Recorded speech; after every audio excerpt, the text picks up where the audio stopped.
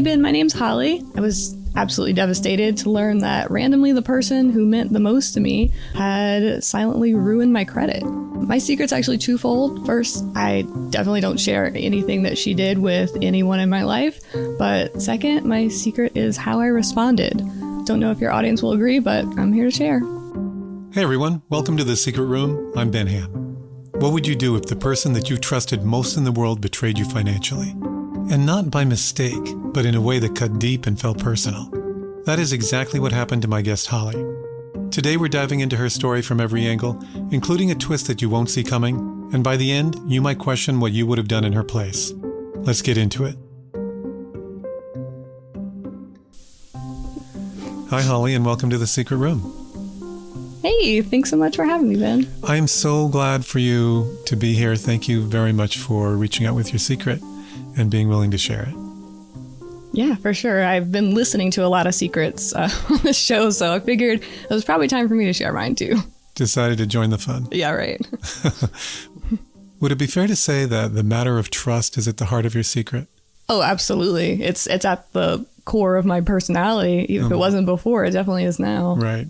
When we first started talking about your secret, you framed the impact of it for me in a very succinct and heartfelt way in writing, and I was wondering if you could read that for me. Oh, yeah, sure. Thanks. So I said, imagine how you would feel if the person that you trusted most in a world that you never really found trustworthy to begin with was the one who wrecked you the hardest. Imagine taking your first big step out of the nest only to find that somebody had clipped your wings. And then imagine mourning a relationship with someone who wasn't actually dead. While this is just one short little chapter in my life, it actually ended up rewiring my brain.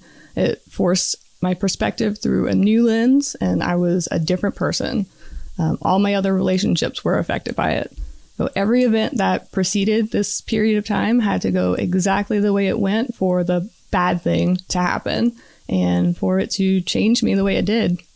So this had an immense impact on you. Oh, definitely. Yeah. So your secret took place in 2006, as you've told me. And so you've held on to this secret for 20 years. And I'm wondering, in the 2 decades that have passed, if it's faded much, and I'll just ask, how often do you think about it? I probably think about it anytime I think about this person. Like it's the top of the list of things that identify this person to me. Uh-huh. So a lot. Maybe not daily, but definitely a lot. And this person is? This person is my mom. Your mom. I think about my mom every day. Yeah, right. So we're very close, Yeah, you think about your mom all the time. So even 20 years on, this is a secret that you think about on the daily. Yeah, pretty much. And I wonder if she does too. But, since it's a secret and we don't really talk about it ever, I don't know. Maybe she thinks about it a lot too. Well, I think it's appropriate to start your story by asking you to tell us about your younger you. I was born in the tiniest of little towns in the Louisiana swamp. And when I say swamp, I mean like the very end of the earth when it meets the water. So it was, population was like a few hundred people when I was born. And I don't think it's over like 1,500 now. Like it's still very, very small. Okay. Yeah. It was very much influenced by the things that happen in the Gulf of Mexico, like trawling, like getting seafood out of the ocean and anything oil related. It is very much an oil field based area. So that definitely like had a huge impact on my family's life. My dad worked in the oil field his whole life. My brother worked in the oil field. Everyone I knew basically worked in the oil field. So so it's all about the industry that's there. And if the industry wasn't there, then it would just be swampland. Absolutely. Would not be inhabited. Because it goes to your story, I'm going to ask you if your parents fared well financially. Oh, no. We were dirt poor. Okay. We were like, at first, my dad was doing pretty well. The industries were booming. And at some point pretty early in my life, that industry kind of crashed. And unfortunately, that means a lot of people were out of work and had very little resources to be able to like take care of their families.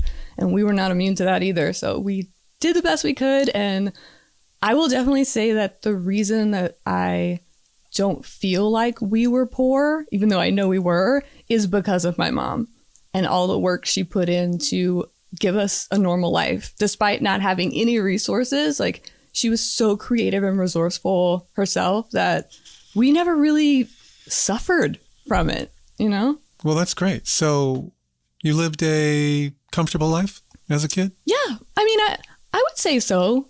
Despite not having a lot of money? Yeah, because she made it seem like the things that we had were the important things. And so we were comfortable, even though, you know, we didn't have a shower in our house. I had never taken a shower until I was like probably 17 or 18, staying at someone else's house. Wow. So I was a bathtub kid and a young person. So if that tells you anything about the way our house was set up, we had a cistern in the backyard, which is like a big, you know what a cistern is, like a container for water that would catch rainwater and like filter it. So that's some of the water that we used was from this old school, like, wow.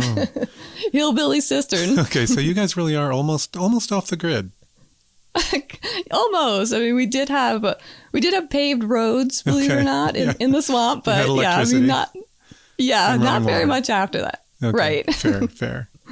All right. And so you described in your secret to me that there was a time when there was a bust in the industry and there was a change in how you lived. Mm-hmm. Can you tell me about that and what the reason for the change was? You know, I think it was a lot of just the price of oil and, you know, the wars that were happening at that time. My dad at the time was a welder, and we went on the trawl boat kind of like as a side hustle. Yeah, I mean, the funny thing is that they never really told us much about what was happening, like politically, culturally. I didn't have a great handle on what was happening outside of Louisiana. Mm-hmm. And it's almost still like that today. Like, it's such a contained little like cultural bubble itself that it's hard to know what is going on outside of it. Okay. So I would say probably like I didn't really know a lot of why the things that were happening. There was one thing that your mom did that really impressed me, that I thought was very generous, that she did in order to make sure that you guys felt like you were having a normal childhood. Oh my goodness. Yeah. I do think about that a lot too, because when we were looking for a house to buy for, you know, my own small little family, I was like, well, we need to make sure we have a 3-bedroom house so that Evie can have her own room. And, you know, I've got my own space and everybody has their own space. And I immediately thought of like when my parents moved into this tiny little shoebox of a house. It was a 2-bedroom house. And so they had their room, and my younger brother and I shared a room for a long time. But as we grew up, and I think my parents kind of realized that we were fighting a lot and we needed our own space. We were probably like 10-ish around that time. They actually moved their bed into the laundry room. It was literally just big enough to fit their, I think it was like a queen size water bed, which was super popular back in the day. Yeah, okay. So they put their queen size water bed in this room right up against the washer and dryer, and they did laundry in there and slept in there, and they shared a teeny tiny little closet, but they did that so that my brother and I would feel normal. Wow, that was really, really generous, I think. Yeah, for sure. Did you know at the time that was a big sacrifice? No, definitely not. Because she downplayed it. She was like, oh yeah, it's super cozy in here. And, you know, she helped us decorate our rooms differently so that, you know, my room was definitely my personality and my brother had his own space. And she made it like, no, you deserve these spaces. Like, let's create a space that feels like you. So she went the extra mile, not even just giving up her space, like her room, but she made our rooms ours too. Oh. She helped with that. Well, she sounds like a great mom. She was a great mom, and she is a great mom still. She's a great grandma too. Oh. She's just, yeah, I mean, she still is like taking care of everyone. Awesome. She is very much the caretaker, the historian, the glue that holds that side of the family together. How old were your parents when they had you? Oh my gosh. My mom was 20 years old when she had me. Mm-hmm. Oh my goodness. I know. And I was trying to think back to when I was 20 and how there's no way I would have had a child at that age. I was a baby still. Yeah. But she had me when she was 20. Yeah. And it's actually a funny running joke in our family because my grandma had my mom when she was 20. And then my mom had me when she was 20. And my youngest brother was born 20 years after me, like to the year, all of us. Wow, that is really easy to keep track of. Yeah, exactly. Like I never forget how old anybody is because I just think about how old I am and then add or subtract 20. That's great. And so you have siblings? I do. I have my middle brother is a year and a half younger than me. He's the one that I grew up with. We were so close in age that, we ran kind of in the same circles and we definitely fought a lot as kids. But I think because we were so different, we are still very different. And my mom had a hard time like keeping us both in our own lanes. So I have a middle brother and then my youngest brother, he's my half brother from a different dad. He is 20 years younger than me. So I was a full on adult when he was born. And I was there for his birth. People thought that he was mine and that there was a rumor in town, a real rumor that people were saying that he was mine, actually, and that my mom was going to raise him as hers so that I didn't have the shame, Oh my gosh. It's so crazy. Nobody noticed that maybe she was pregnant and you weren't? Yeah, right. I know. The rumor mill never ceases turning, I guess. But yeah, he was kind of my baby too. I loved him.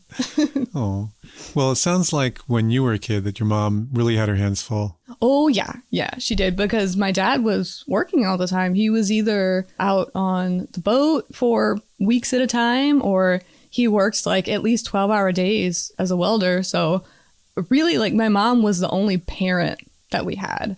Not saying my dad wasn't there. He just like wasn't super interested in being a parent. Yeah. So my mom was the one that was guiding us through life. He provided for us. He, was not a bad person by any stretch of the imagination, but she was the one who was the parent. And it sounds like you and your mom were really close. Best friends. Best friends since the day I was born. Absolute best friends. Yeah. And it's funny because I see a lot of my friends who almost go too far on the other end of the spectrum where they're like their kid's friend, but they're not their kid's parent. We were super close. We enjoyed each other's company as friends, but I always knew that she was my parent and that she was in charge and that she would guide me the way that a parent should. Sounds like she drew a good line as a parent. Oh, yeah. Yeah. And so she was your friend, but she was also your parent and your protector. And oh, yeah, definitely. You said she served as your ally and she allowed you to explore the world the way you wanted to. Yeah. But that sometimes you found yourself in precarious situations. I did. And wait till you hear about one of these precarious situations and how Hollie's mom reacted made a lasting impression. If you've ever felt stuck trying to lose weight, you're not alone. Enter Weight Loss by Hers. It's designed to support you in reaching your goals. And Hers now offers access to an affordable range of FDA-approved GLP-1 medications, including the Wegovy pill at its lowest price ever, and the Wegovy pen. So, if you've been struggling with your weight loss journey, it's time you find the best option that works for you through Hers. Visit forhers.com/secret to get a personalized, affordable plan that gets you. You may be interested in trying weight loss medication, but it can be confusing to know what to try and how much it's going to cost. Well, Hers has a range of affordable GLP-1 options. Hers makes it simple to find an approach that fits your needs and your budget. If eligible, you'll get a treatment plan personalized to you and unlimited dosage changes as needed. And you'll connect with a licensed provider online, and if prescribed, your medication is delivered to your door. So you get to skip the doctor's office and that pharmacy line. I've been interested in the Wegovy pill and the Wegovy pen, so I'm going to log on to Hers and check them out. I've had to go through a few dosage changes myself, so knowing the options I have to invest in my health is a big plus. Ready to reach your goals? Visit forhers.com/secret to get personalized, affordable care that gets you. That's forhers.com/secret. Based on advertised cash price for 30-day supply of medication only. Membership required. Fee not included and billed separately. Weight Loss by Hers is not available in all 50 states. Wegovy is the registered trademark of Novo Nordisk AS. To get started and learn more, including important safety information, Wegovy clinical study information, and restrictions, visit forhers.com. Check the show notes for the link. Lately, I've realized that when my energy dips or I feel off, it's usually hydration related. Not sleep, not coffee, hydration. Drip Drop is my go-to fix. It's hydration designed to keep up when water alone is not enough. Thanks to Drip Drop for supporting The Secret Room. Go to dripdrop.com and use promo code SECRET for 20% off your first order. Drip Drop uses science-based formulas for rapid hydration, so you feel results fast while getting 3 times the electrolytes of leading sports drinks. Drip Drop also just dropped Zero Sugar Plus, a breakthrough formula with an advanced blend of 6 key electrolytes, 15 essential vitamins and nutrients, and no sugar or artificial sweeteners. It's the complete package that truly checks all the boxes and then some. And it tastes amazing. There are 16 original flavors and 8 zero sugar options to enjoy. I personally go for the watermelon, but they're all great. And they fit seamlessly into my routine, morning, post-workout, or midday slump. Right now, Drip Drop is offering Secret Room listeners 20% off your first order. Go to dripdrop.com and use promo code SECRET. That's dripdrop.com, promo code SECRET for 20% off. Stock up now at dripdrop.com and use promo code SECRET. Check the show notes for the link.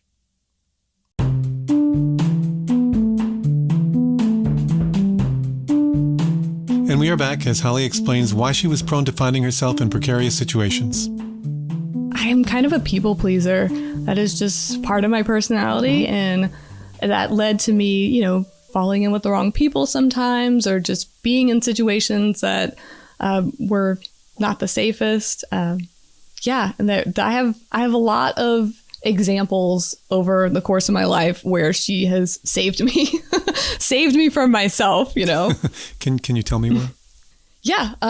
The one that I think about the most probably is I had this friend and she wanted me to stay over. At first it was like, oh, come stay over at my house. And then it morphed into, well, let's go stay at my aunt and uncle's house. They're fun people. We'll have a good time. So my mom was like, okay, that's fine. No big deal. I had stayed over with this friend a couple of times at her house and it was fine.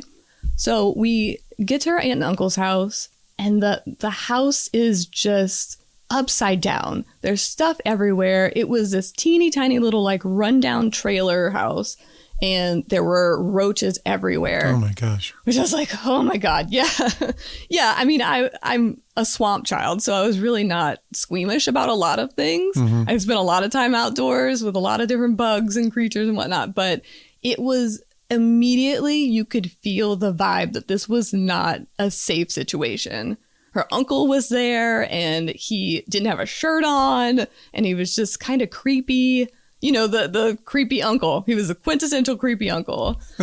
So, yeah, I was scared. How old were you at the time? I was probably 13, 12 or 13, very early teens. And creepy uncle, he was giving you a bad vibe? He was definitely giving me a bad vibe. And I think I just felt the danger. Sometimes there's nothing actually happening that's threatening you at that moment, but you can just feel that this is a dangerous situation or just uncomfortable, very uncomfortable situation. Did you find a way to get out of it? I did. Like I said, I'm a peaceful pleaser and I didn't want to lose this friend because I didn't have a whole lot of friends. I didn't want to seem uncool or that I was just being a baby about it. And so I was racking my brain of what am I going to do? I obviously cannot stay here tonight. This is crazy. So I lied to them and I told them that I always have to call my mom when I get to my place of, wherever I'm staying over so that she doesn't flip out and be worried about me. I'm like, oh my God, my mom, right? Yeah. Moms, am I right? So I called her and as soon as she heard my voice, she knew exactly what was happening. Yeah, she clocked me instantly. She's like, oh, okay, you're not good. It sounds like, do you want me to come get you? Wow. Yeah. And I was like, oh yeah, whatever. And so she said, okay, well, tell them that you have an orthodontist appointment, because I had braces at the time. She's like, tell them you have an orthodontist appointment early in the morning. I forgot about it. And so you can't stay the night because we have to leave super early. And she's like, I'm on my way. Wow. Good mom. How long was it before she showed up? It was probably, the thing is, like, we're so spread out in this area. It probably took about 30 minutes to get there. She probably got there as fast as she could. She absolutely did. She said she put down the phone, grabbed her keys, and left. So she was on her way instantly. Yes, she was on her way. And of course, the whole time I'm waiting for her, I'm sweating, but I'm like protesting. I'm like, I hate this. I can't believe my dumb mom is making me leave. We were going to have so much fun, And so they fell for it. She definitely, she took the fall for me. I escaped. Nothing bad happened to me. And she took the fall for it. Wow, great mom. Yeah, and I get in the truck, and I am just melting into the seat with relief, and I was so grateful. Did you tell her about the roaches and the leering uncle? Oh yeah, the whole ride back home, I'm like, Mom, let me tell you. And she's like, cool, yeah, I'm glad you called me. That's the thing too, is that she had to pick me up a couple times from kind of similar situations. And she always thanked me for telling her and calling her. And that is exactly the way that I want to be as a parent. I want my child to thank me for picking them up, but I want to thank them for trusting me enough to call me. For sure. And I imagine that's how you're raising them. Yeah, I hope so. I'm trying to build that trust so that when they are in these precarious situations, the first thought they have is, my mom's going to save me. Mm-hmm. And I just don't want there to ever be a regret for calling me. If you make it so that they're in this situation, even though, like I said, there was nothing in my face that was threatening me in that moment. It was just a vibe, and the vibe was all I needed. Yeah. Who knows? Maybe nothing worse would have happened than a roach crawling across your face in the middle of the night. Right. I don't know. That feels bad enough that I would have called her, I think. Yeah. So tell me about high school. High school was kind of like the upswing, because middle school was the worst period of my life. It was the first time I'd been around a group of people that just genuinely enjoyed my company. And so, I formed a relationship with one of them, and, just kind of got into a new circle, a new phase of my life. Yeah. And how'd your mom handle that? I think she was a little nervous about me leaving the nest, because I think this is the first time where she felt that I was going out on my own.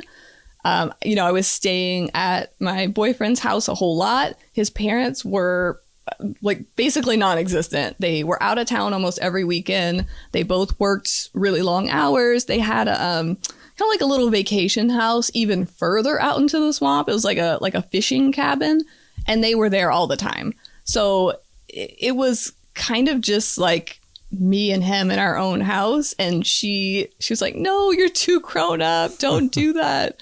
How did spending so much time at your boyfriend's house affect your mom's parenting? His parents, my boyfriend's parents, whenever they were home, almost kind of took over raising me. My mom and dad, at this time, my last year in high school, got divorced. I was so proud of my mom for leaving this kind of shitty situation. Yeah, she was dealing with her own mess. My dad had left, he was dealing with his side of the mess. And so I didn't really have parents, and they kind of stepped in and became my surrogate parents for a little while. It was nice to have that support. What was going on with your parents? I think that my mom was always such a free spirit, creative kind of person. Mm-hmm. And I know you hear the term nowadays, trad wife, and I think that was kind of the expectation of every wife in the deep South, is to be kind of a trad wife. And that is not her at all. I think she just kind of outgrew my dad in a way. They met when they were kids, and they had kids really young. And so he was holding her back and killing her spirit. And so that's why I was so proud of her when she decided, like, this is enough. I'm leaving. I know I'm in my 30s at this point, but I'm going to start my life over. And she did. They separated. Yeah. Did I hear you say that your boyfriend's parents kind of took over parenting? Mm-hmm. And so your mom was pulling back from being a parent? Yeah, and not because I think that she wanted to, and it's not like we were completely out of contact, but I think she had, like I said, like she was stepping into her own rebirth, she was becoming a different person. And so that takes a lot of time and energy and focus. And I understood that. So it wasn't like a point of contention for me, but I did have, at the very least, I think she knew that I had people who would watch out for me and make this little like nest of support so that she could focus on herself. For me, just listening to your story, it sounds like a really surprising shift. I mean, your mom was such a dedicated, wonderful mom. And then all of a sudden, she's going through some big stuff in her life, but I wouldn't expect the mom that you painted a picture of to, pull back at any point. Yeah. Yeah, I know. It was definitely kind of a shock. And this was not the same life that I grew up in. It was done. Like that chapter of my life slammed shut when she left.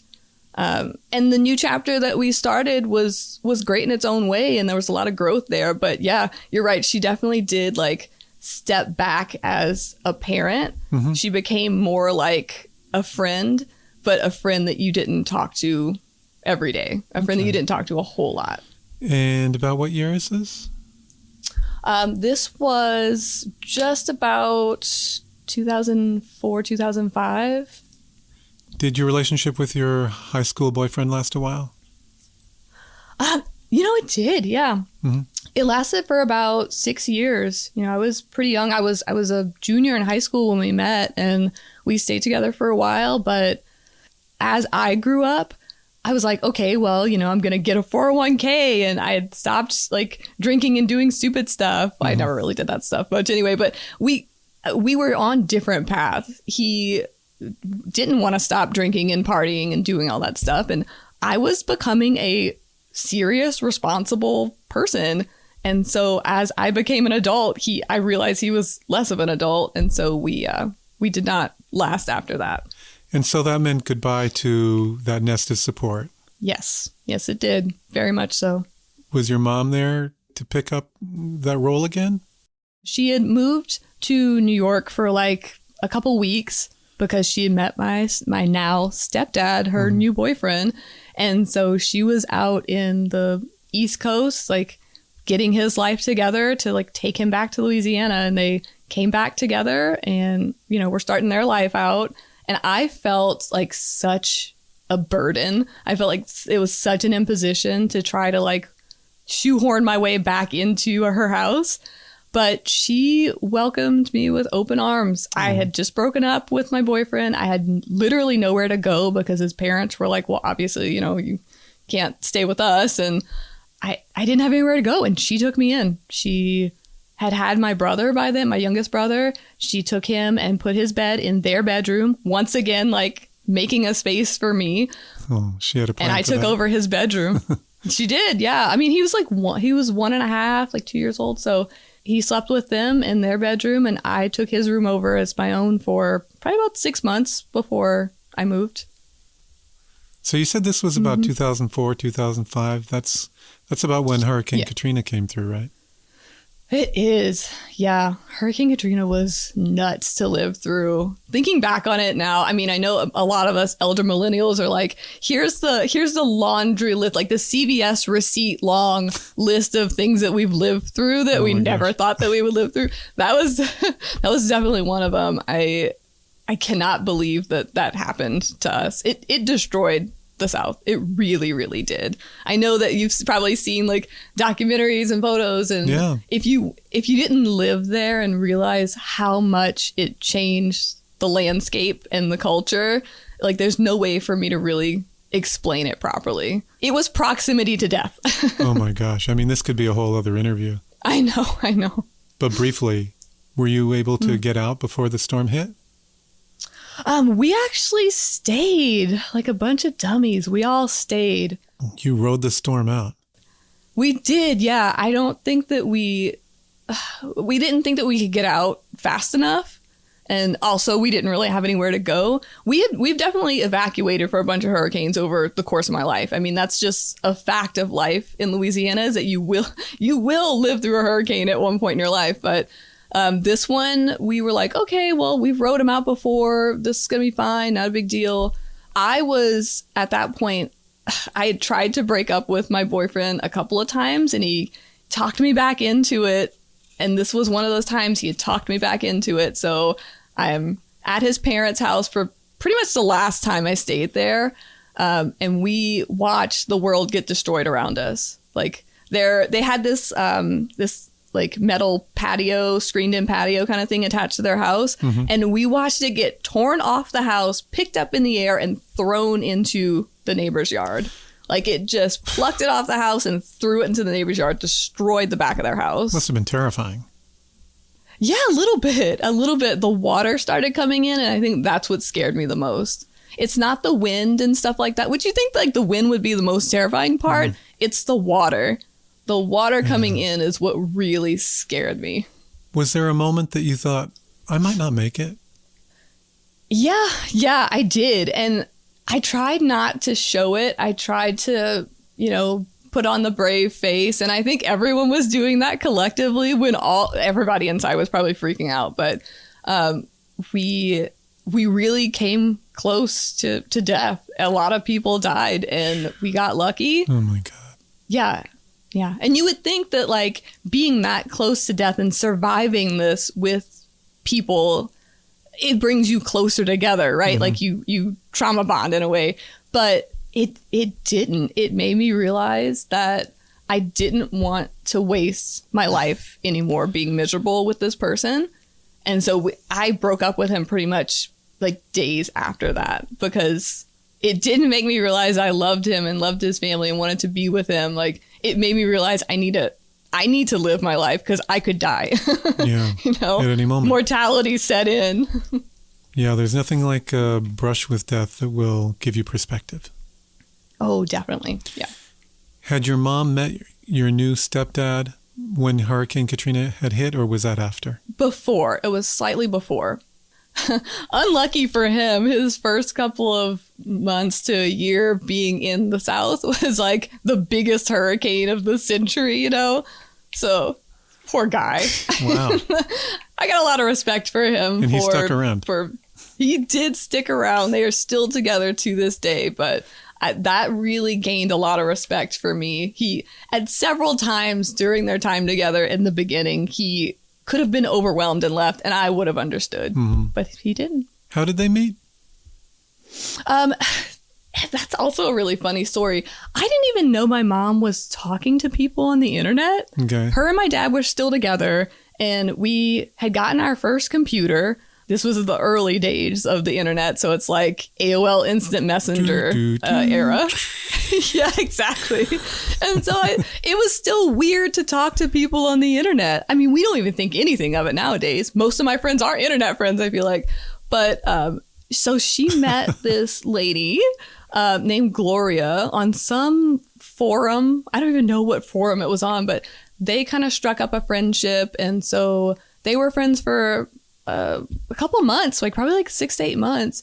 And then she told me that Gloria had passed away and that she was going to fly to New York for the funeral. And Gloria's brother was my stepdad. So they met kind of at her friend's funeral. And I think kind of bonded over this shared loss of this person that they both knew in different ways. So, yeah. Is that story real? I don't know. I really don't know. I have never heard anything other than this is a person I met on the internet. She died. Her brother was this person. I kind of think, you know what? This is definitely a secret that could be its own episode of like, is my mom telling the truth? I don't know. I've never asked her if that story was true. And she was just using it as a cover up for like why she was flying across the country to meet some random dude and like brought him back to Louisiana. It may not be true. They may have met just in an internet singles chat room. Yeah, absolutely. She could have just met my stepdad and was like, I need to make this seem a little more palatable. Yeah. Oh, who knows? I really don't know. Well, could be a secret. Whatever the origin, it worked out. It did, yeah. He had this tiny little truck and they packed up his entire life and drove it all the way back down to the swamp and they started their own life. I'm sure it was extremely disorienting. It's almost like a different country. He had no context for how weird things are in the swamp. Oh, no. And he stayed. Yeah, I mean, like I said, to his credit, he started from scratch. My mom's older than him. She's like 6 years older. So he's with an older woman who had this time had 2 teenage children. He didn't have any children himself. He didn't have any young nieces and nephews. Like, he had no idea how to be a parent. All of these things, any one of these things would have driven me back to wherever I was from. Yeah. So I admire his commitment to being with her. Well, it must be love. It absolutely was. He worships the ground she walks on, and that's all I've ever wanted for her. Oh. So he's a good person. And so this puts us on the very precipice of your secret, right? It does, yeah. How and why Hollie's mom ruined her credit? Ahead. Knock, knock. Who's there? It's Home Chef with my next meal delivery. There are no boring repeat meals in this house when I have Home Chef to keep my menu exciting, with tasty meals that are easy to cook. I just love finding Home Chef sitting pretty at my door, welcoming me home to a delicious meal. And people really love it. Home Chef is rated #1 by users of other meal kits for quality, convenience, value, taste, and recipe ease. For a limited time, Home Chef is offering you 50% off and free shipping for your first box, plus free dessert for life. Go to homechef.com/secret. I am looking for ways to add protein to my meals, and the Waldorf chicken salad lettuce cups really caught my eye from the menu this week. They look so good and filling. Whatever kind of day you're having, Home Chef has you covered. From classic recipes with fresh ingredients and 30-minute meals to oven-ready trays and quick microwave lunches. There's even a dedicated family meal for easy or 4 to 6 serving dinners. These meals are not your average pre-made meals. They are restaurant quality and something to look forward to all day long. For a limited time, Home Chef is offering our listeners 50% off and free shipping for your first box, plus free dessert for life. Go to homechef.com/secret. That's homechef.com/secret for 50% off your first box and free dessert for life. Must be an active subscriber to receive free dessert. Find the link in the show notes. And we are back. I was starting out in my own life. I had met someone on the internet. Oh my goodness. And what's your cover like story? Mother, like daughter, right? Yeah. Of course. I had met somebody on the internet and was going to move up there and live with him, starting my life as an adult. Uh-huh. And I think the big thing to remember was like when my mom left my dad, she had absolutely nothing. She had a couple of clothes, maybe like a photo album and some like sentimental jewelry, but she had nothing else. So she had to start over, and you need stuff when you start over. She had to like furnish a house and like get supplies to live. Wow. And so did you feel the need to help her out? Oh, yeah. I mean, first of all, like, it's your mom. Yeah. I would do anything for this woman. Yeah. And even if she wasn't a good mom, I would do anything for this woman. Like, you have a very special and specific bond with your mom. Mm-hmm. And I knew how good she was to me and how much she had sacrificed for me. Like, the least I could do is use whatever resources I had to help her out. So except for a short leave of absence, she had been a terrific mom in your eyes. 100%. Yes. She was always there for us. She would have given us anything that she had. And so, like, of course, I want to pay that back however I can, Yeah. What's another gift she gave you? the gift that she gave me when she left, I know it sounds silly because it's like, of course she gave me life. She gave me a good childhood and all this stuff that's kind of intangible things. Mm-hmm. But when she left my dad, she told me, I talked to her kind of recently about, the period of time where she got divorced, because it's such a weird, like, fever dream for me at that time. Okay. I don't remember a whole lot of it, not like specifics. I just remember how I felt. But I asked her about it because I'm like, what can you tell me about that time? And she's like, Hollie, I need you to know that I had such immense guilt and pain about how it affected you and your brother that, like, I still harbor a lot. Like, it's such a weight on her shoulders, And so I told her, like, I absolutely did not harbor any trauma from you leaving. It was very much the opposite. And so in addition to all the stuff she gave me as a person, like growing up, she taught me the most valuable lesson I have ever learned to this day. What's that? You don't have to stay. You don't have to stay. You are not beholden to any other person on this planet but yourself. And I remember that constantly. I will cut people out of my life. I will make new bonds. I never have to stay. If I'm not supposed to be there, I'm leaving. Ruthless. Absolutely. But you kind of have to be, but that is you taking care of yourself. That is self-care. Yeah. I don't think she meant it in that way. Yeah. I understand. Like, she's not like, screw everybody else, do what you want. It was more of like reminding you that you can always leave if where you're at is not the right place for you. Sure. You are not stuck. So that's so valuable. That lesson goes all the way back to the cockroach trailer. You didn't have to stay. And I didn't. She had already taught you that. Yeah. Yeah. I still very much value that lesson that she taught me. So now she and her new husband, your new stepdad, are trying to start a new life, and it's time for you to give back. Yeah. Absolutely. Did she come ask you for help?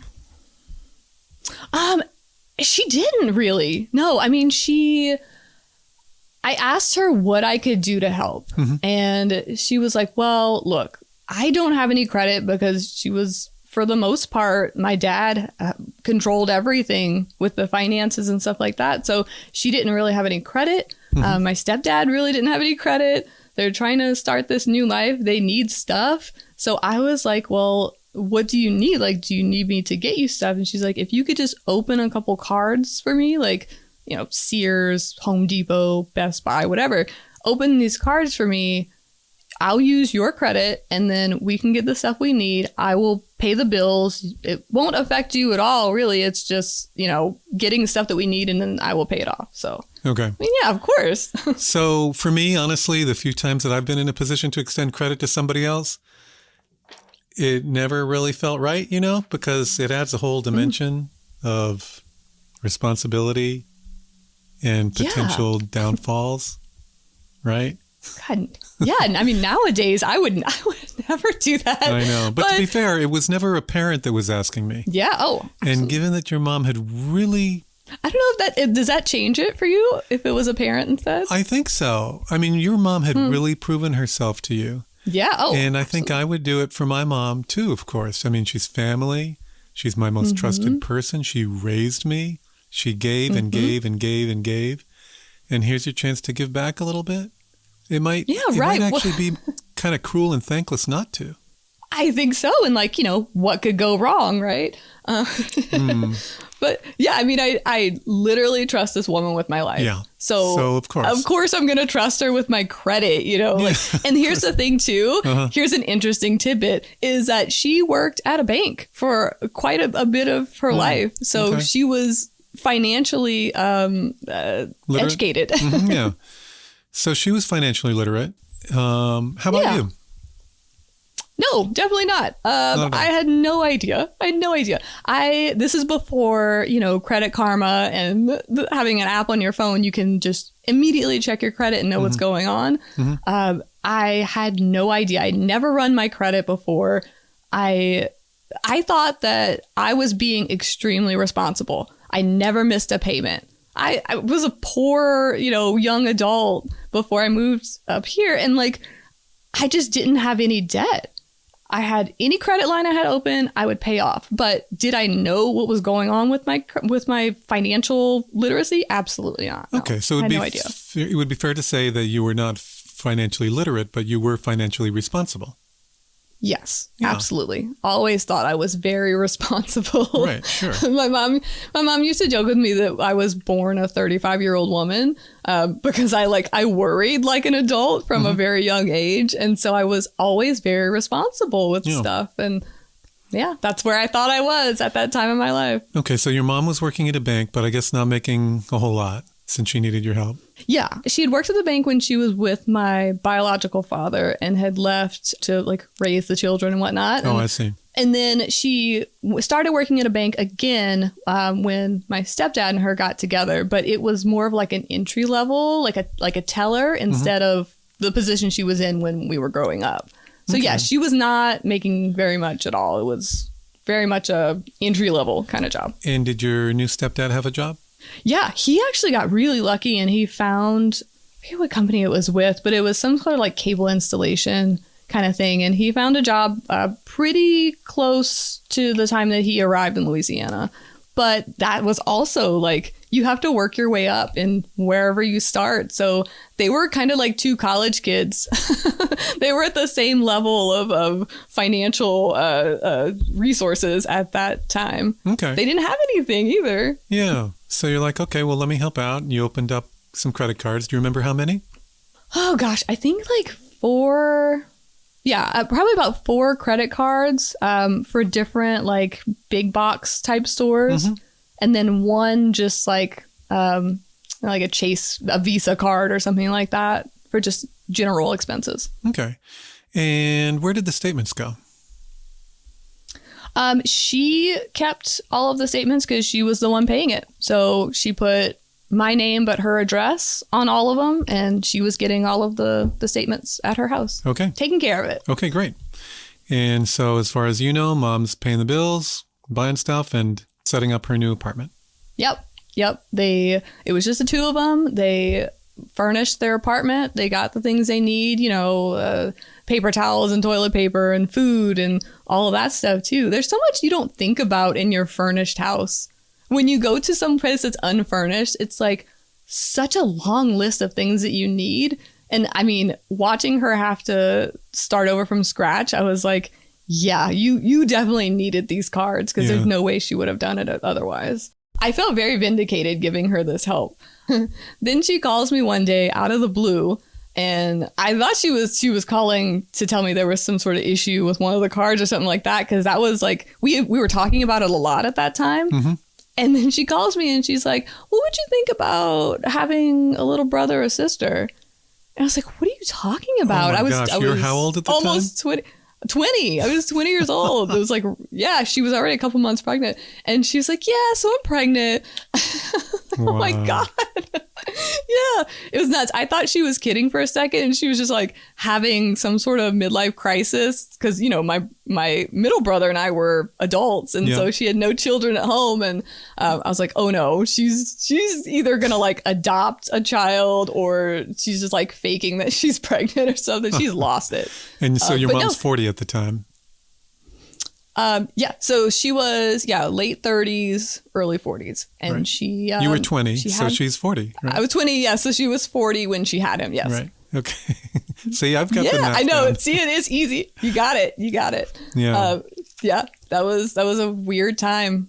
My little brother was born. Okay, so you're like, wow, Mom. I know. Yeah, what a great time to have a kid when you're like dirt poor trying to survive in your little apartment that you just got. I think they kind of like outgrew the little place that they were in. And so they started looking for a house to rent. And they found one in kind of a decent neighborhood. But like, again, like all this stuff is expensive. Moving is expensive. Like babies are expensive. It's a lot. Well, so. Good thing they've got some credit cards. Right. Yeah. I was like, okay, cool. Like you guys are paying the bills. I'm glad I could help. Like, cool. Enjoy your life. I'm glad I could help. And what was going on in your personal life at the time? So the person I had met on the internet, I decided I was going to move to where he was at. He was in, a bigger city than I had ever lived in. And it was exciting to me. I came up to visit him and he took me around, and I really fell in love with the city first, to be honest, and then kind of worked my way into love with him. City first, but boy later. Yeah, the city's what really got me. But I was so excited, and being able to like share this experience with my mom, because if you think about it, like we kind of had the same thing going on. We had both broken out of long-term relationships. We were starting our lives over in kind of a new environment, and we both had new boyfriends. It was like two friends again. We were sharing this together, which is kind of a cool experience. I packed up my little bit of belongings and I drove it to my new city, and I did move. She was very sad about that. How far away was it? Approximately 700 miles. All right. So definitely not next door. No, could not just pop over and say hi anymore. Yeah. I was very far away. Must have been a hard decision. It was a hard decision, but it also was, I knew it was the right thing to do. I had outgrown that cultural bubble. I needed to know that the rest of the world existed. And so I had to get out of there. And she was very supportive. She was also very sad and very cautious, like, cool, this person you met on the internet, hope they don't murder you. But yeah, you could say right back at you, Mom. Right. Yes. She was very supportive, but it was very far away. It was the farthest we had ever been away from each other in the entirety of our lives. I got a job pretty close to the time that I arrived too. So we were all we were all moving on with our lives, and everything was going well for all of us, I would say. And then one day something happened. Yeah. And that something was a brush with death. We'll be right back.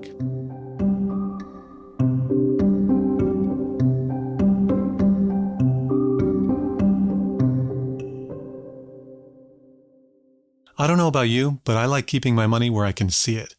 Unfortunately, traditional big wireless carriers also seem to like keeping my money. After years of overpaying for wireless, I finally had enough of crazy high wireless bills, bogus fees, and quote-unquote free perks that actually cost more in the long run. So I switched to Mint Mobile. To my delight, I had the same great speed and the same great coverage I was accustomed to. I want to thank Mint Mobile for supporting The Secret Room. Make the switch at mintmobile.com/secret. Stop overpaying for wireless just because that's how it's always been. Mint exists purely to fix that. Mint Mobile is here to rescue you with premium wireless plans starting at just $15 a month. All plans come with high-speed data and unlimited talk and text delivered on the nation's largest 5G network. Switching was easy, and I was able to bring my own phone and my own number with me. If you like your money, Mint Mobile is for you. Shop plans at mintmobile.com/secret. That's mintmobile.com/secret. Upfront payment of $45 for 3-month, 5GB plan required. That's equivalent to $15 a month. New customer offer for first 3 months only. Then full price plan options are available. Taxes and fees are extra. See Mint Mobile for details. Do not miss this deal. mintmobile.com/secret. Check the show notes for this link.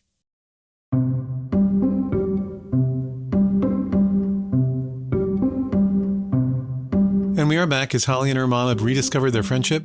But there's this little matter of Hollie's credit hanging in the balance. Oh my God. Yeah. So I had, I just moved to this new city. I had this brand new person that I was still trying to figure out, like, who we both were in relation to, living with each other. He's older than me. He was like 6 or 7 years older than me. And so I was driving to my new place of business, and my little truck got smashed to death by a soccer mom. The van just plowed. Oh my gosh, were you in it at the time? Oh, I was in it. Oh yeah. Spun me completely around and pushed me into oncoming traffic. Luckily, the oncoming traffic did not hit me. I probably could have died. There's another close brush with death, but yeah, my truck was totaled. It was the only transportation I had, and the city that I live in is not great about public transportation. It's kind of a joke here. So it's like the only thing that I had to get around was this truck that I loved. And this brush with death did not make you reconsider your relationship this time? Thankfully, no, this time it was like, oh, okay, well, this person's actually going to help me out this time. And I think I am going to stay here because, yeah, I mean, okay, good. It was very scary, but the brush with death in that instance did not result in me leaving. Okay. In fact, you realized you were probably in the right place. Mm-hmm. And so did you need to get a new car? Oh, yeah. So I definitely need to get a new car because otherwise I can't work and got to be able to work. So I took the day off work and I went to this car dealership kind of far out, like 45 minutes, an hour away. I was looking for kind of a specific kind of car, like a small SUV kind of car. Me and the salesperson probably spent like an hour together looking at different cars and going over options. And he was super nice the whole time, not super aggressive, you know, car salesman. Mm-hmm. Like the whole goal is to get you to buy something right now. So yeah, I got one that I could afford with what I was making. And I was like, okay, let's do this. So you sit down, do the paperwork. And then I gave him my driver's license and he starts like running my credit and stuff like that for financing. And so I'm sitting there just kind of waiting and I was excited about it because I'm like, okay, well, not only am I solving this problem, but like I'm being responsible. Yet again, this is like me being a grown up, responsible person. Yep. And so that's kind of when the rug got pulled out from under me and my world kind of changed. Oh my gosh, what happened? He came back into the office and he tossed my license on the desk. Yeah. He was visibly annoyed and I was confused because like, what did I do wrong? We just had a great time together and I'm buying a car from you. Like this is the best case scenario for both of us, right? Mm-hmm. And so he looks at me and he says, "There's no way you're buying anything with this credit." What? Like, what are you talking about? What do you mean? I have great credit. I've never missed a payment.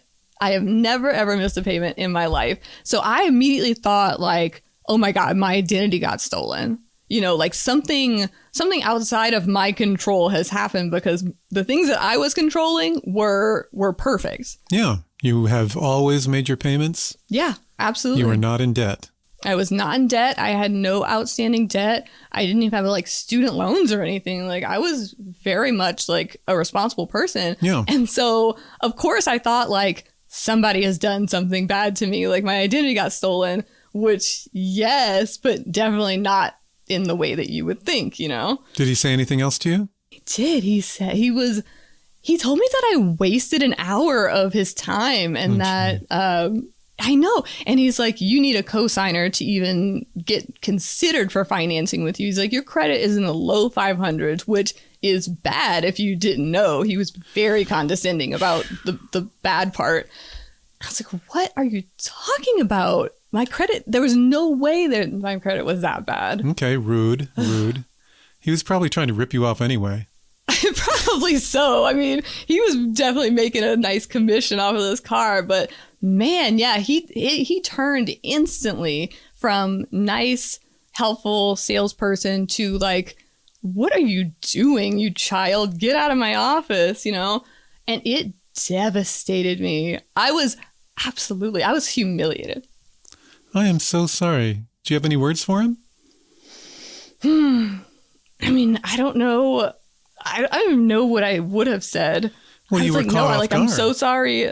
I was so caught off guard. Yeah, I basically just like grabbed my license and like, okay, sorry, I'll figure it out. I'll get it sorted out. I guess you'll never buy a car from him. No way. Yeah, I actually didn't end up buying a car from that dealership because I was too humiliated to go back there. Well, they don't deserve your business. No, my God. I mean, they don't treat customers like that. But at the same time, I kind of get it when somebody walks into your office and they're trying to pull a fast one on you with their bad credit, I guess. I don't know. I didn't think it was bad. I mean, probably seemed pretty clear to him that you didn't know that your credit was bad. Oh, I'm sure anybody could have read my body language and thought, okay, well, this girl's having the worst day of her life, obviously. Obviously, I didn't know that my credit was bad. So how did you feel when you left? I mean, I felt like I was having the worst day of my life. I was absolutely humiliated, like public humiliation level, mortified. Like my face was super red and flushed. Like my heart was beating out of my chest like it was a trapped bird in a cage. I mean, I just like apologized, grabbed my license, got out. I got into the rental car.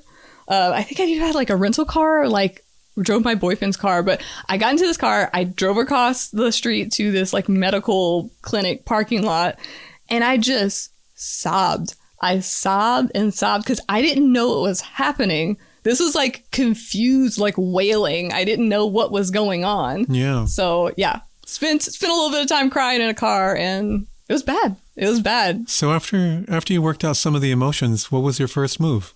So as soon as I could actually speak without sobbing, I called my mom. Yeah. I called my mom. Your best friend.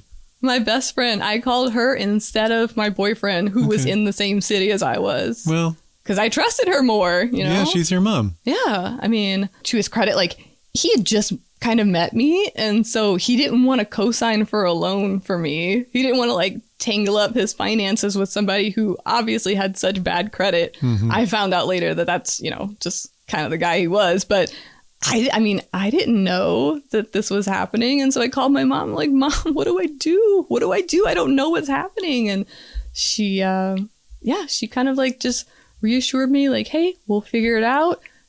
Talk to your boyfriend about co-signing. Here's what you can tell him to reassure him. She really tried to be there for me without physically being there for me. And yeah, I mean, she spent probably like 30 minutes of just like consoling me. And when I drove out of there, I was determined. I was like, okay, we're going to figure it out. What did you do to figure it out? Did you check your credit?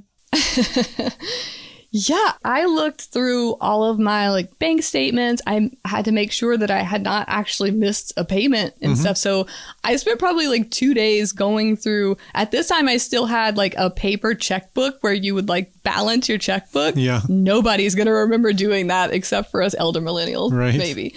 But like, you know, I am neurodivergent. I have ADHD. So I couldn't let it go. I could not let it go. Well, I mean, I don't think anybody would. You still want to buy a car. Well, yeah, I still needed to buy a car. So I need to know what happened so it doesn't happen again. Yeah. So I sent my mom an email and I said, hey, look, I'm going to figure out how to get a credit report. I'm going to like contact the government or something and see if they can tell me what's going on. And so later that day, she emailed me back and she's like, hey, can we talk later? I need to tell you something. So got on the phone with her later and she's like, look, I got behind on some payments and that's probably what wrecked your credit score. You know, my stepdad at that time, the company was downsizing and he lost his job, which I also didn't know. She had not told me that he had lost his job. Oh my gosh. Like at first they were okay. They were able to afford the payments when I opened these credit cards and I fully believed that they would be able to pay them off. But she missed some payments. This is really bad. I mean, that was tough. It was tough to hear her say that. She had gotten herself into a financial situation that was going to have direct impact on her daughter, and she didn't tell you. Yeah. And like, this was 2 weeks after I had been in that office, and it was just panic and nausea just like swept over me. I was instant like cold sweat. Did you feel betrayed? I did. My brain couldn't make sense of what she was saying. I didn't understand what she was saying, that she did this. Yeah.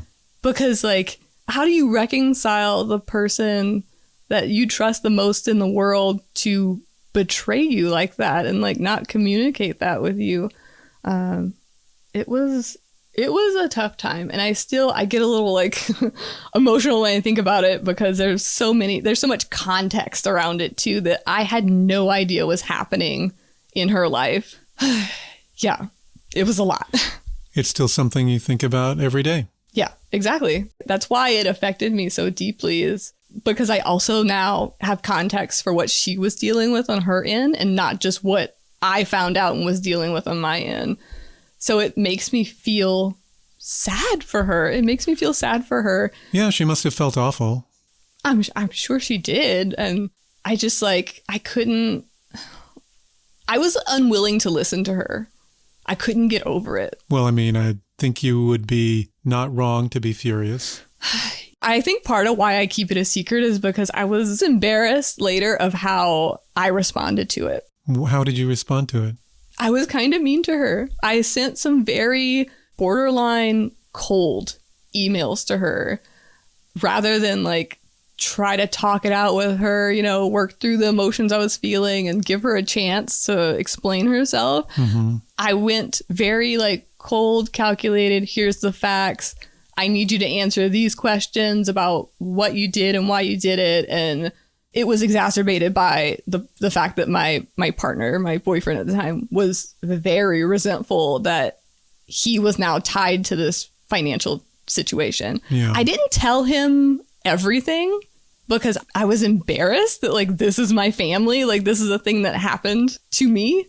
What did you not tell him? He thought that my mom accidentally forgot to pay one of the cards and that wrecked my credit. He didn't know that she was missing a lot of the payments and that she purposefully didn't tell me because she was embarrassed. He didn't know the scope of it. He just knew that like, oh, like something weird happened and she dropped the ball. Maybe she didn't get the statement, like it got lost in the mail or whatever. Like I was a little vague about it, but it was enough to make him side-eye me about, okay, well, I live with this person now. Do I really want to tie myself to this kind of financial situation? Do you totally blame him? No, definitely not. I definitely don't blame him. If I found that out now about my husband, who I'm married to, I would have some reservations, you know? It sucked. It made me feel like an irresponsible child instead of the young adult who was doing everything right from the get-go. It's like, man, so many people get such a bad start. They don't like take care of themselves and they have to work the rest of their like young adult life fixing it. When like, no, I did it right. I did everything right. I didn't have any debt. I didn't miss any payments. Yeah, I mean, this was not a problem of your making. No. Did you speak to your mom about making payments or setting up some kind of plan? God, it was such a mess. It was such a mess. She told me that she was going to talk to the credit companies and try to get some sort of payment plan going. I don't know. I mean, I guess she did a lot of stuff on her end that I realized were probably like a second job. Like she was on the phone. She was writing letters, like snail mail letters. She was trying to use the internet as limited as it was at that time still to like figure out how to fix it. She was doing so much work trying to fix it. And I was so stubborn about it. I was self-righteous. I would not back down and like give her some grace, you know? Yeah. Which she deserved, which she absolutely, in hindsight, of course, like she absolutely deserved that. Why? But all the things that she had done for me over the course of my life, and I let this one thing tear us apart. It really, and I know it must have absolutely wrecked her to have her daughter not only like be mean to her, but like just cut off communication. Well, yeah, it sucked. And it made me angry. It made me really angry. Yeah. I mean, this is a double loss for you. Yeah. Not only is your credit ruined, but your relationship with your mom's ruined too. Yeah. My friendship with my best friend, with my mom, with like a piece of myself. Like there was no world I saw myself in that didn't have my mom in it.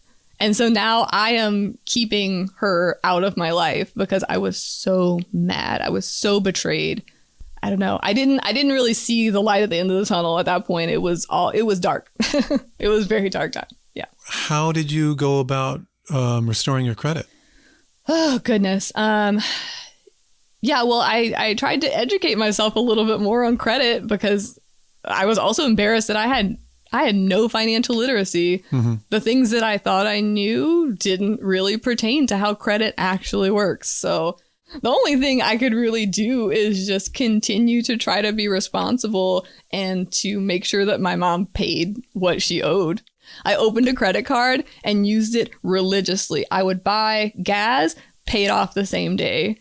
It was like every charge that I put on that credit line, I paid off the same day because I knew that that's the only thing that was going to build my credit. I think sometimes a collection company will offer to eliminate a portion of the debt if you make payments according to a certain schedule. Were you able to work out any kind of deal like that? I didn't. And I basically told her, like, this is your mess to fix. You fix it. And I'm sure she did something along those lines where she like made a plea to the credit company that had bought my debt. And so I hadn't even really started like strategizing how I was going to fix it other than just me doing the work on my end and telling my mom through very hurtful emails that it was her mess to fix. It is her responsibility. Did she ask you to help her pay down the debt? No, she did not. Okay, she absolutely did not. For that. Well, but at the same time, like I probably would have helped her. I would have given her the money because it was in my best interest to do so. No and I told her that like when you were falling behind at first, why didn't you just talk to me? I would have emptied out my savings account to make sure that you could pay those bills because look what happened. And she didn't really have a good answer for it. She was like, I was embarrassed. I fell behind. I kept thinking it would get better. She was ashamed. Yeah, and she did think it was going to get better. She thought that my stepdad found a new job and they were going to be able to pay it off and I would never know. It would just be a thing that happened to her that she was stressed out about and I would never know. Is that what happened? Did they pay off all the debt? I'm pretty sure that all of those cards had been paid off and closed. You're pretty sure? At this point, I got trust issues and I don't really know for sure. You can go in your credit report and see all your credit cards. Yeah, I did my credit score once every couple months. I would get it in the mail and it looked to me like everything was closed. Okay. Everything was paid off and that part at least was fixed. Well, good. Yeah. So mom and your stepdad came through in the end. Mm-hmm. And paid off the debt that was in your name that they had created. Yeah, and finally. Did that repair your credit score along with your, daily purchasing of gas and groceries and simultaneously instantly paying them off? Oh God, I was so paranoid. I would just I would make sure I had the money in cash in my hand before I charged anything. It did. It was a couple years that it took me to really build it back up. Did you start speaking to your mom again? I did. I don't even really remember what it was that opened the conversation back up. I think it was some project I was working on, like a sewing project, and I am not good at sewing. That was always her medium of creativity to work in. I am not good with a sewing machine. And so I had a question and I reached out to her. And I think that that's what kind of brought us back together is a dumb craft project I was working on.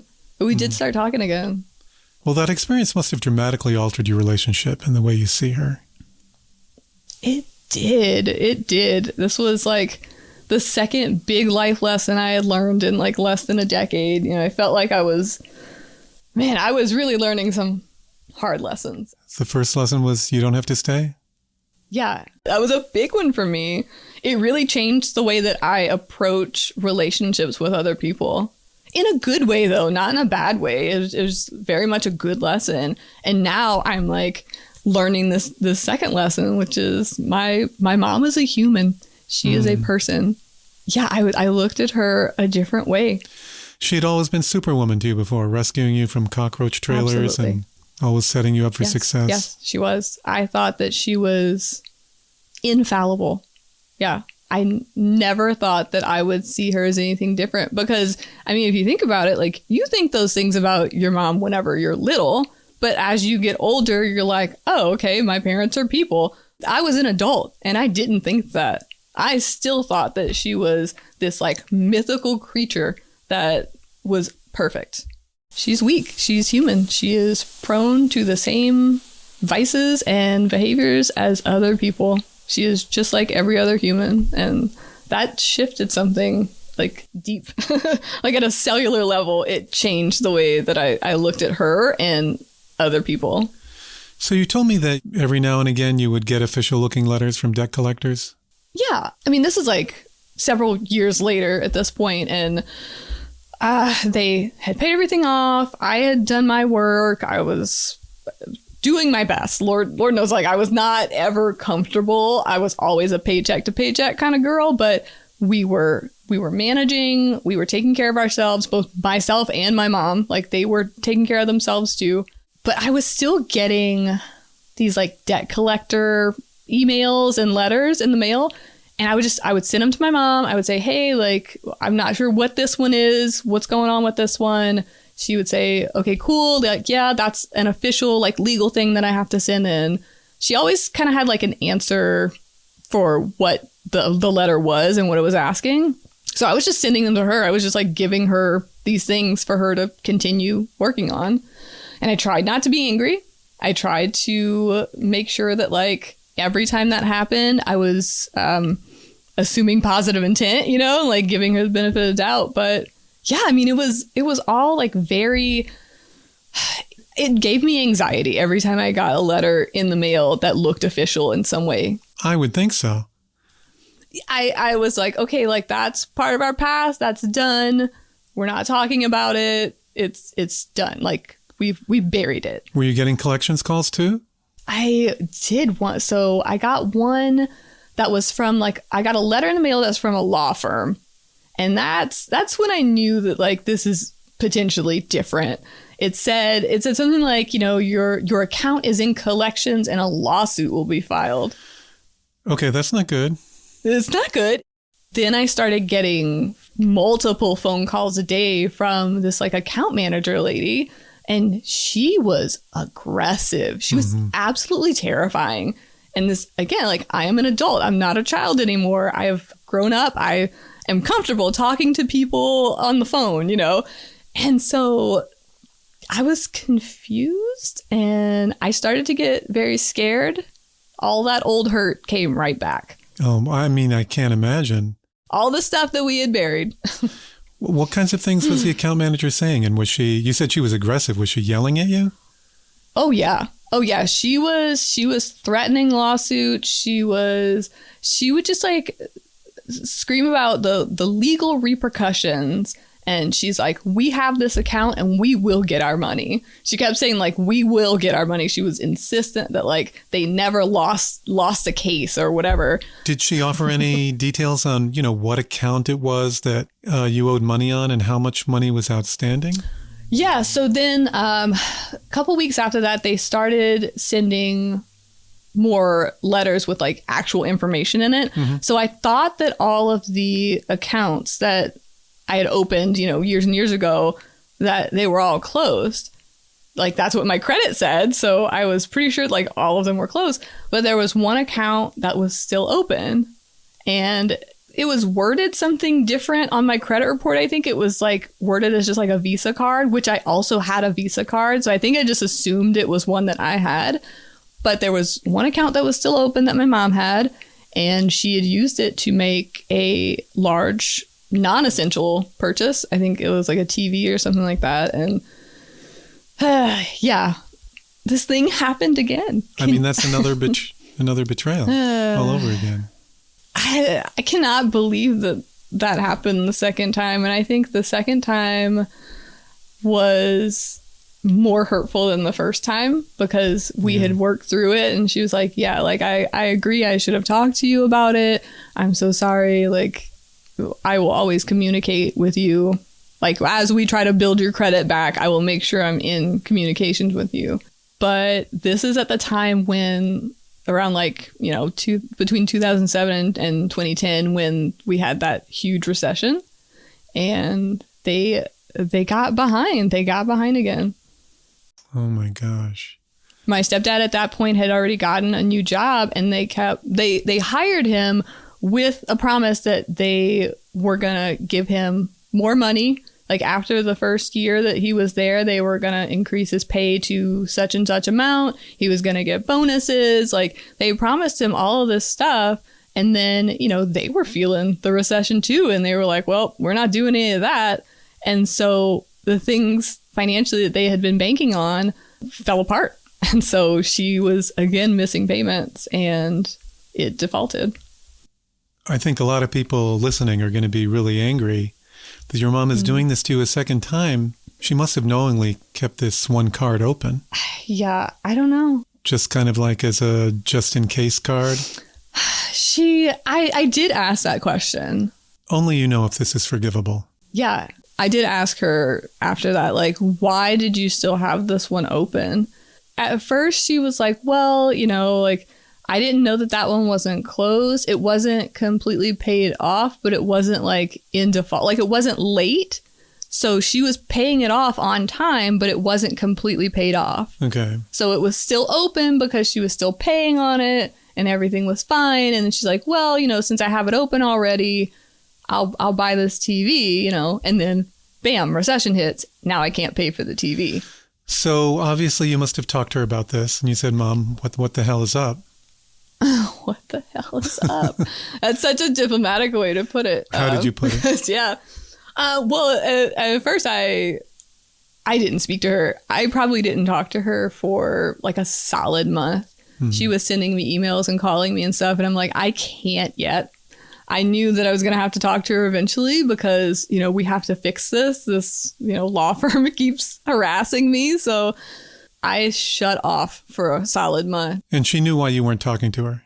She did, but I'm sure she was frantic. She couldn't get in touch with her daughter who didn't live in the same town as her, you know? That's scary for any parent, I'm sure. If your child completely cuts off communication with you. It's crazy. I sent her another series of emails with questions. She tried to answer the questions, my very aggressive questions, to the best of her ability. She sent all of these different companies like certified letters. She kept asking like how she could remove the negative marks from my credit, you know, because there were a lot of things she'd already paid off, but they were still on my credit. So she's trying to like get someone to listen to her to say like, hey, this is not her fault. Like I did this. It wasn't her fault. She kept sending me email updates and calling and texting, and I would only answer one out of every like 5. And it was only to build a plan for how to fix this again. How devastating. Did you seek professional help? I definitely should have. I had not gotten into caring for yourself, caring for your mental health, just like you do with your physical health. That had not become part of my life. Now I do. Like I go to a therapist every 2 weeks. I'm great. I feel awesome all the time. But, you know, when you actually need a therapist to help you work through these extremely complex emotions, yeah, I didn't do it and I should have. We just buried the secret again. And now I didn't trust her. Right. On a scale of 1 to 10, how trustworthy would you say your mom is? I mean, like today with our relationship? Sure. I'd say probably like I'd give her a solid 7.5. Would you ever open a credit card for her again? Nope. No, sir. Would not. Yeah. Nope. Those days are done. Yeah, I think she would understand and she probably wouldn't ask. Did you get that last debt sorted out? Yeah, she did. She finally worked out a plan with this law firm and they did not sue me. She sent letters to the government, I guess. I don't know. She sent me one of the letters that she wrote, and it was this very impassioned monologue of a speech about what she had done and how, you know, I was just starting out in my life and that I shouldn't be punished for things that weren't my fault and all this stuff. And I almost think that she wrote that just to send it to me so that I could hear her words. Yeah, I was going to say it was probably more for you than the president. I think it was, yeah. And it was like a public declaration of like, I did a bad thing. Please, it's me. It wasn't her. And did those words matter to you? At first, it just made me mad. And then the longer I sat with it, it did. it meant a lot to me that she was doing everything in her power to fix the mistake that she made. How is your relationship with your mom now? My relationship with my mom now is good. It is very good. We are still best friends. I love her very, very much. And I always want to like be around her. She's just like the type of person I genuinely want to spend time with. But I will say that I do not think of her the same way. It's not that I don't trust her, but I don't trust her, you know? Yeah. I don't trust her because she's a human. She's a person. And like things happen. People make dumb decisions. She never maliciously did any of this to me. And I don't think that she would maliciously do anything to hurt me. But it happened, you know? She's not infallible. And so I can't trust her. Would you say that you've reached a point where you could forgive her? Yes, I do. I do forgive her. I think a lot of people would say this is unforgivable. Probably. And I wouldn't blame them for not trusting her and not forgiving her. But there's no way for me to live without that bond that we have. It was hurting me. All of these times where I was cutting her out of my life, it hurt me. And so I knew that like the thing that we have together was something kind of sacred that needs to be preserved. And in order to do that, I had to forgive her. And if we go back to the beginning of the story, we can hear you telling the foundation she gave you in life and what a truly great mom she was. Yeah. Yeah. She is a good person. I believe that she has positive intent for everybody in her life, not just me. But she has her own life and her own thoughts. This is not the first time that she had done something silly in her life. I'm sure she was a kid at some point herself and probably made bad decisions, but I didn't know about any of that. The only mom I saw was the super mom. So that's what I built. I built my perspective on. If I may say, you're sounding a little like the parent. I mean, I have a stepdaughter, and so it's really given me such context to the things that she did, not just when I was a kid, but like also having a relationship with your adult child is so hard. It's so hard because they're their own person and they can decide that they don't want you in their life. Like, you don't have to stay. Yeah. You know, my biological dad is not in my life at all. I don't speak to him. And so I cut him out of my life. I'm sure she probably thought like that could happen to me, even though I'm doing everything I can to love her and nurture her as an adult. You always run that risk. You said you have a stepdaughter, so you must be married. I am married, yes. My husband and I got married in October of this past year, and that was such a incredible experience with my mom. She played a large part in the wedding? Yeah.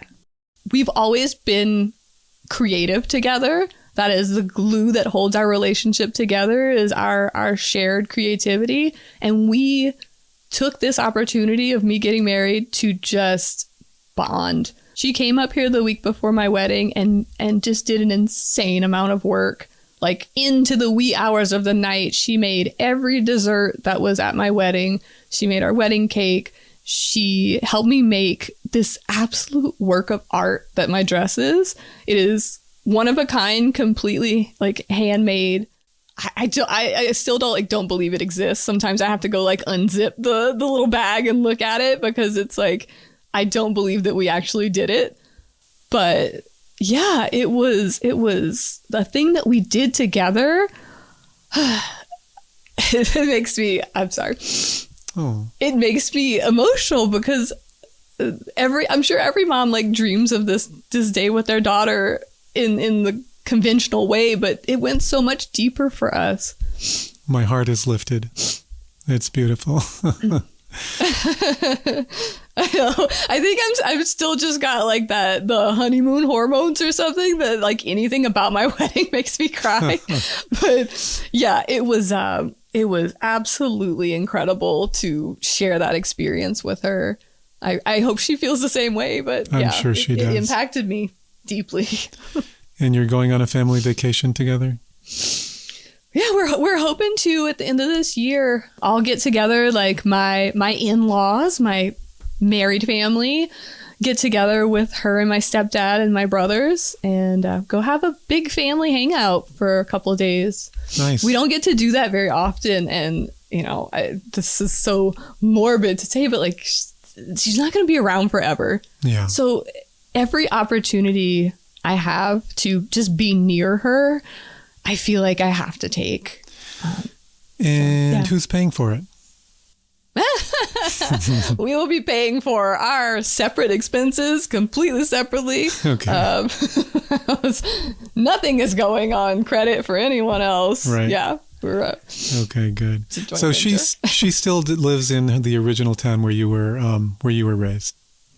Yeah. Well, like one town over, but that whole region. Yes, she still lives in the deep South Swamp. So you're not geographically close. We are not geographically close. Right. No. I wish that we were, and it's funny you bitch that because it makes me wonder sometimes that if we were in the same town and we lived like within driving distance of each other, if our relationship would be different. In which way?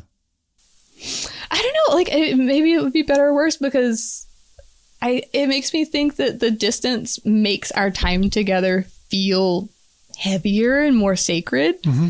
It makes me want to do anything that I can to make her feel loved and included in my life. I want her to be a part of my life, and I want her to feel that because we don't have daily time together. Yeah.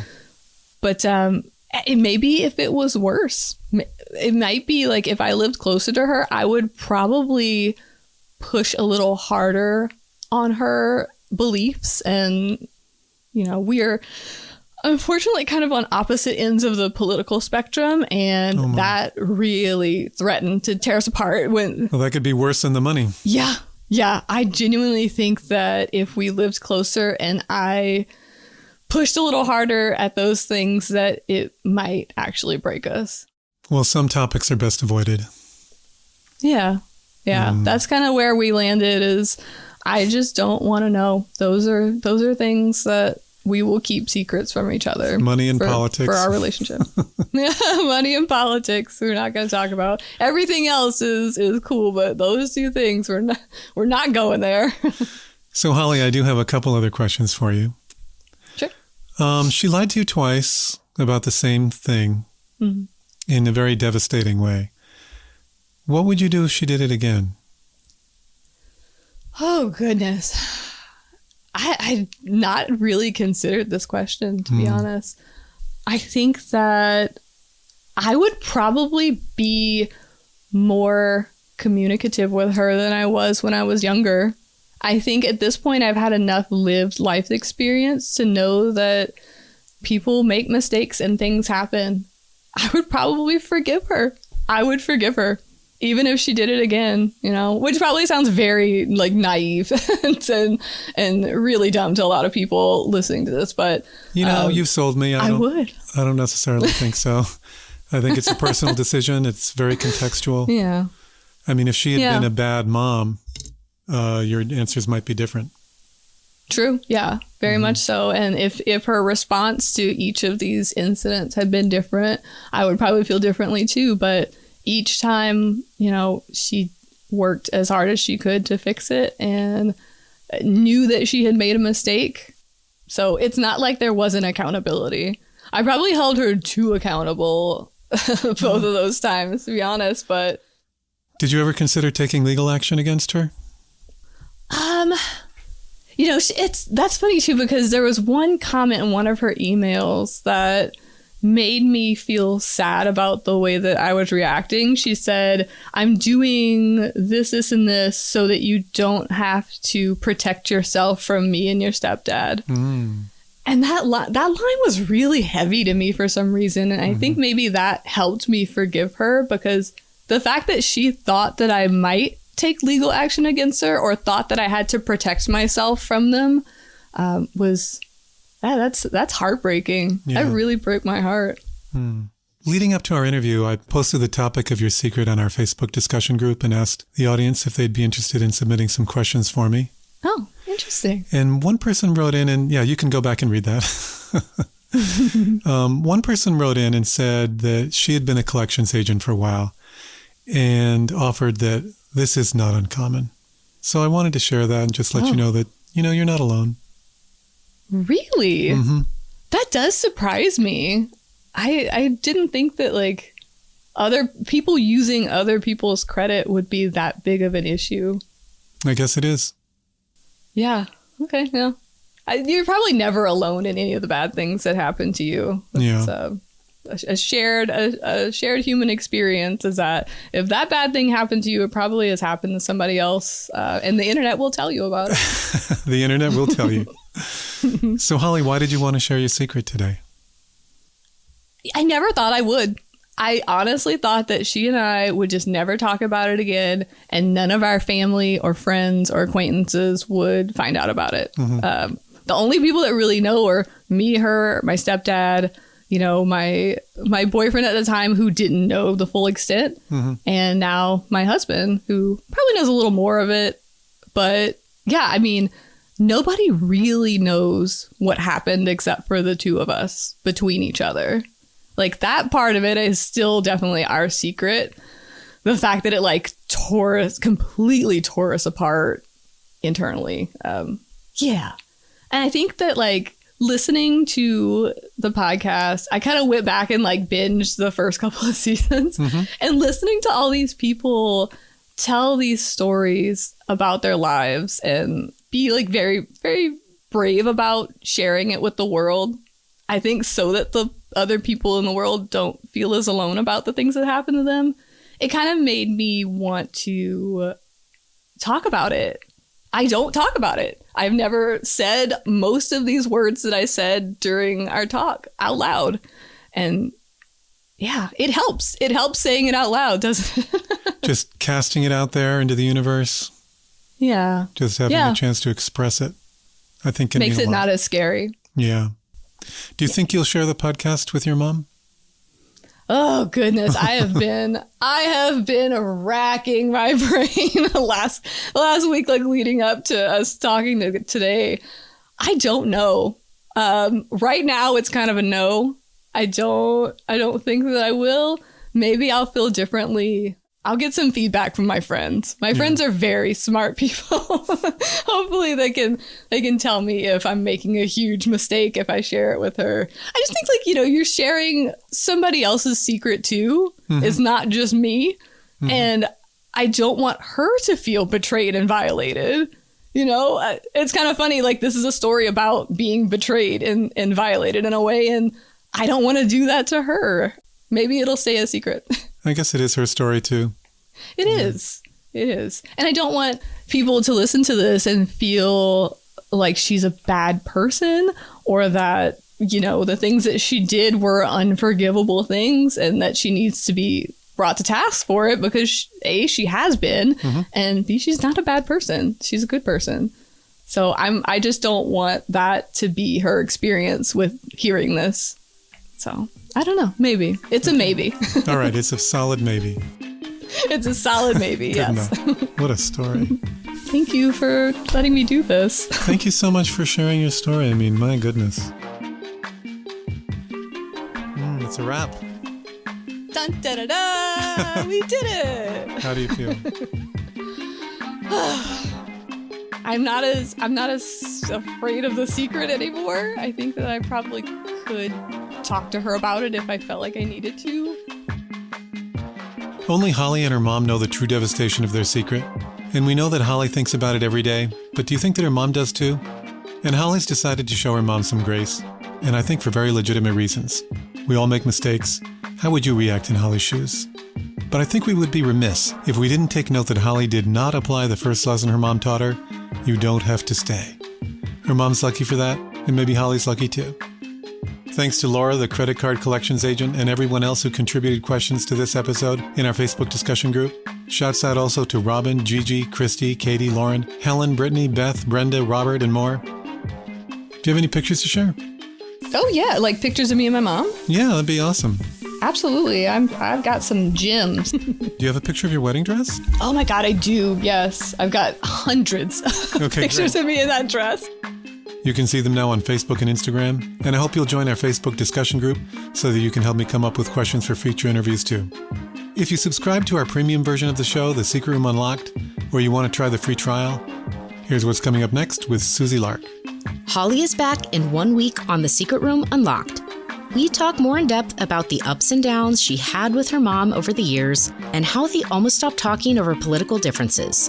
Hollie also shares more about when Hurricane Katrina hit her hometown, and we'll find out the shocking way she got together with her husband.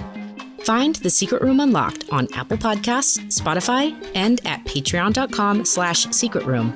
We're always looking for the next great secret, and it could be yours. The first step is to click the Share a Secret button at secretroompod.com, and your secret will come directly to your podcast host. I'll be watching for it. Thanks to Luna Patel and Susie Lark for production support, and to Breakmaster Cylinder for the music. Okay, I just texted it to you. Okay, got it. You ready? Ready. Okay. This is The Secret Room, a podcast about the stories no one ever tells. Perfect. And then we do a little sign-off. Have you ever heard of it? Yes, I would be so sad if you didn't say that at the end. It's like the, in quotation marks, motto of the whole show, I feel like. That's right. It's more of that than the Secret Room tagline. That is the tagline for me. Okay. Pot on, Hollie. Pot on, Ben.